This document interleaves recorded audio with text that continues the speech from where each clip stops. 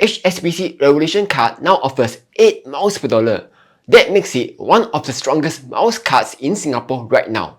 But there are 3 things that no one is telling you. And if you miss any of them, you could end up just earning 0.4 miles per dollar on half your spending without ever realizing it. In this video, I'm going to walk you through how this card actually works right now, what the 8 miles per dollar really means, and whether this card is actually worth getting. Let's not waste any time and let's jump right in. So after this new update, the card now has 2 tiers. By default, every card holder will be at the standard tier. Here, you will get to earn 4 miles per dollar or 2.5% cashback on eligible spend, capped at $1,000 per month.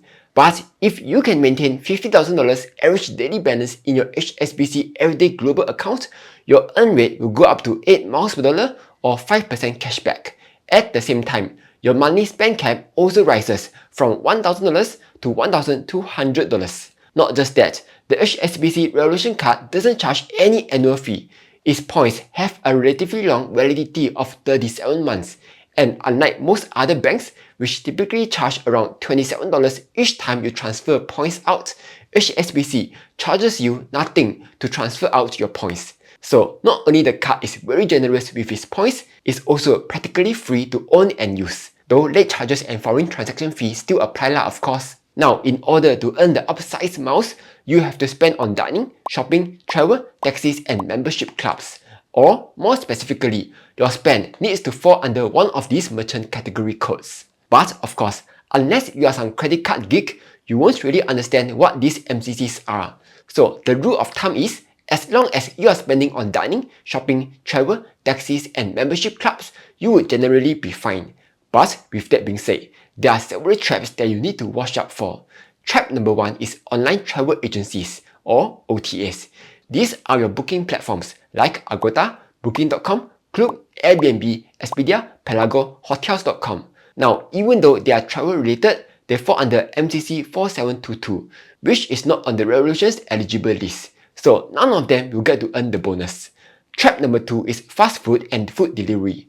So even though fast food chains like McDonald's, KFC, and Starbucks are considered as dining, they all fall under MCC 5814, which again is not on the eligible list. So those earn 0 bonus too. As for food delivery, apps like GrabFood and Foodpanda can suddenly flip between MCC 5812, which is in the list and is able to earn the bonus, or MCC 5814, which is not in the list.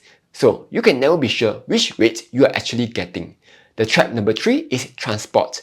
While the transport category includes taxis, it does not include petrol stations or simply go public transport. So your daily MRTs and bus rides and your petrol fuel ups will all earn 0.4 miles per dollar on this card. Now, if you are ever unsure whether a specific merchant qualifies or not, you can simply use a tool like HeyMax.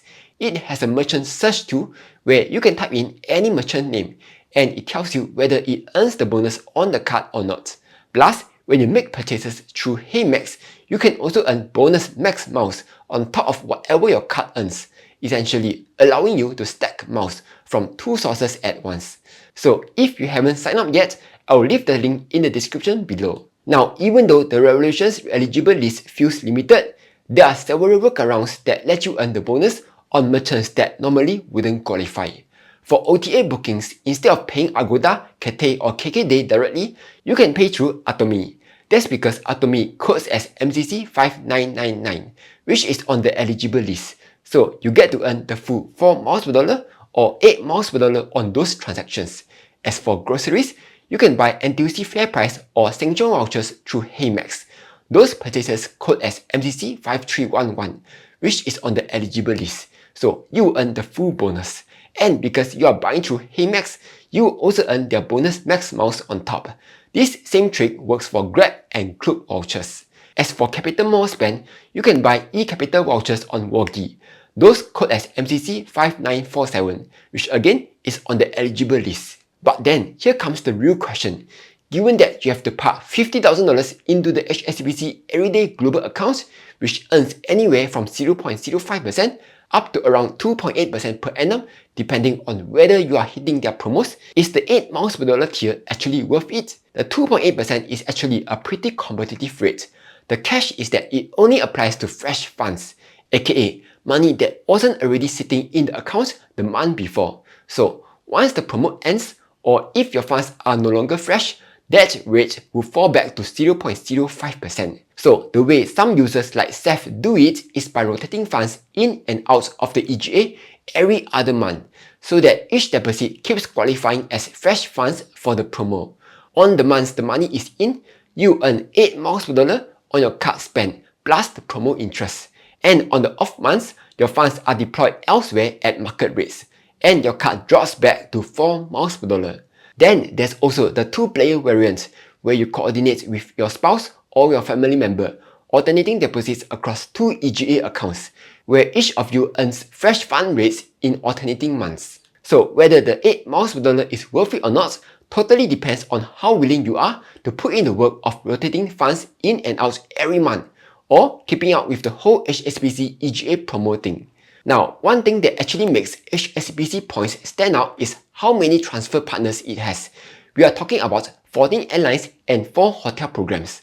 But of course, not all of them are equal, and which one you pick affects the effective earn rate you actually get. The best programs are ones like AWA Air and British Airways Aerials, as this will give you the full 4 miles per dollar or 8 miles per dollar rates. KrisFlyer, on the other hand, was devalued in January 2025, so transferring points to them will only get you 3.33 miles per dollar or 6.67 miles per dollar instead. Though, this isn't really a deal breaker. That's because both EWA Air and Singapore Airlines are Star Alliance partners, so you can actually use EWA miles to book Singapore Airlines flights, and usually at fewer miles than KrisFlyer would charge for the exact same seats. So should you get this card? The HSBC Revolution is the best no-fee miles card in Singapore right now. At 4 miles per dollar with no annual fee, free point transfers, and 18 transfer partners to choose from, there's absolutely no reason not to have this card. Sure, some merchants don't qualify for the bonus, but as we have just covered, most of them have easy workarounds. And if you want the 8 miles per dollar, just know that it will take some active management to make the numbers work. If you are keen to get the card, right now SingSaver is running a promo where you just need to spend $500 on a card to get a reward worth up to $1,199. You can choose from a $400 cash, a Dyson, an iPad, and more. Just note that this is for new-to-bank customers only, so you will need to make sure you haven't held an HSBC credit card in the last 12 months. I will leave the sign-up link in the description below. Anyway, that's all for this video. Hope you found it useful. Like, share, and subscribe, as I'll be posting new videos every week.